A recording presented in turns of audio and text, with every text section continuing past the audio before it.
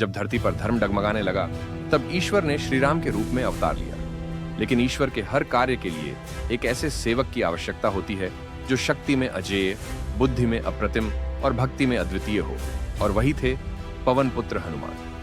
हनुमान जी केवल वानर नहीं थे, वे शिव के अंश, वायु के पुत्र और राम भक्ति की जीवित मिसाल थे। जब हनुमान जी की पहली भेंट श्री राम से हुई, उन्होंने न मुकुट देखा न वैभव, उन्होंने देखा करुणा, मर्यादा और सत्य। उसी क्षण उनका हृदय बोल उठा, यही मेरे प्राणनाथ है। वे इतने महान विद्वान थे कि ब्राह्मण रूप में शुद्ध संस्कृत में संवाद किया।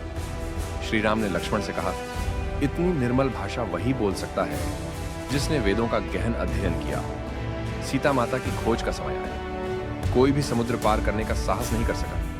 तब हनुमान जी आगे बढ़े, न घमंड से न दिखावे से, बल्कि सेवा भाव से। उन्होंने कहा, यदि यह कार्य प्रभु राम का है तो असंभव कुछ भी नहीं। एक ही छलांग में उन्होंने 100 योजन चौड़ा समुद्र पार कर लिया। देवताओं ने पुष्प वर्षा की, दिशाएं नतमस्तक हो गई। लंका पहुंचकर अशोक वाटिका में उन्होंने माता सीता को देखा। उस क्षण वे वीर नहीं, राजा नहीं, बल्कि एक दास थे। उन्होंने श्री राम की अंगूठी दी, माता की आंखों से आंसू बहने लगे। हनुमान जी केवल दूत नहीं थे, वे आशा और विश्वास बन गए। रावण की सभा में उन्होंने निर्भीक होकर सत्य कहा। अपमान में उनकी पूंछ जलाई गई, पर वह आग केवल पूंछ तक सीमित नहीं रही। उस अग्नि ने अधर्म के अहंकार को भस्म कर दिया। लंका जल रही थी, पर हनुमान जी का मन शांत था, क्योंकि उनका क्रोध भी धर्म के अधीन था। युद्ध में लक्ष्मण मूर्छित हो, समय कम था, संकट बड़ा था। हनुमान जी बिना रुके हिमालय पहुंचे। जब संजीवनी बूटी पहचान ना पाए तो पूरा पर्वत उठा लाए, क्योंकि उनके लिए प्रभु का जीवन